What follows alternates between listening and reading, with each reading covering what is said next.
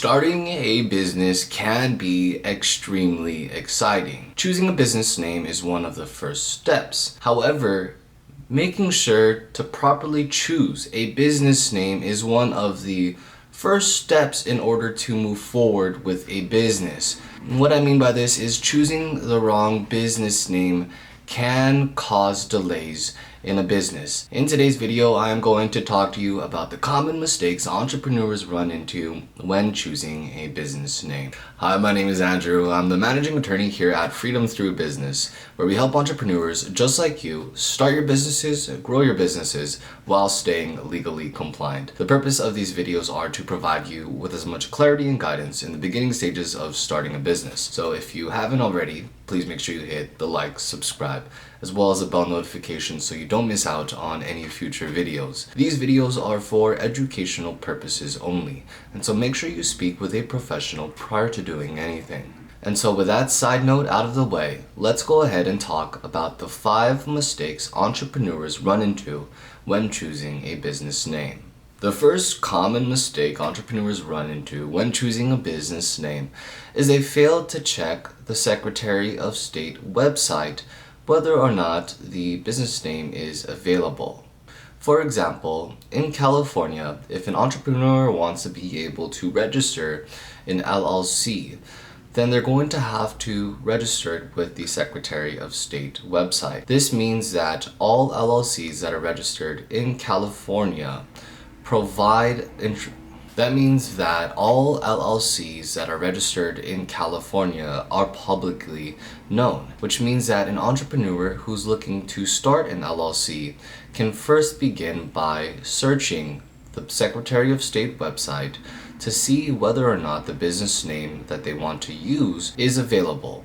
And the way that they can do this is they can go onto the Secretary of State website, business search, and they can look up the specific name. For example, if they want to name their business Gatorade LLC, they can search Gatorade LLC. And once they click the search button, it will show the results, and they will be able to determine whether or not Gatorade LLC is already in use or if it's not. If the business name itself is not in use, then it will not appear in any of the results, which would provide the entrepreneur with the green light that the business name is available.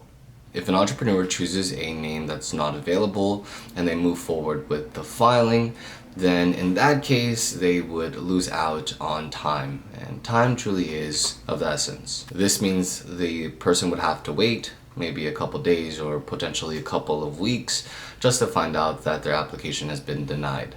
There goes a couple of filing fees as well as time wasted. The second mistake to avoid when choosing a business name is failing to search the federal trademark inventory. Once an entrepreneur searches their Secretary of State, the second step will be to search the Federal Trademark Registry. This is where entrepreneurs have registered a trademark, and it doesn't matter if a business was registered in California and an entrepreneur lives in Florida and the Florida entrepreneur wants to use the same name. Because a federal trademark is federally applicable, this applies to all states. And so any name that is registered in the Federal Trademark Registry is held by a trade name owner, which means that in no state can an entrepreneur use a name or a similar sounding name to the name that is on the trademark registry. And so an entrepreneur looking to choose a preferred business name is going to want to make sure that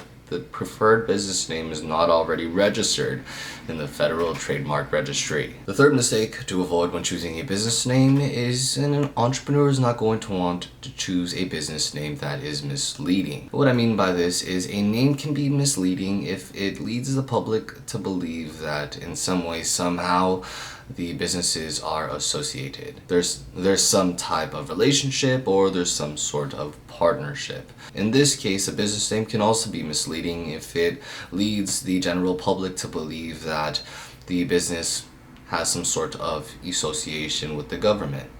For example, if a lawyer out there wants to name their law firm Sacramento County Personal Injury Law Firm, it will lead the public to believe that this law firm is somehow associated with the Sacramento County, which in this case the law firm has absolutely no association with the Sacramento County. This is misleading, and this is a mistake that an entrepreneur is going to want to avoid. The fourth mistake to avoid is a pretty obvious one, but it is avoiding any potential vulgar language. Vulgar language sounds obvious, but you would be surprised how entrepreneurs tend to use vulgar language in a business name. It may not be apparent from the onlook of looking at the business name, but somehow it may sound like a vulgar word once a business name is actually pronounced, etc.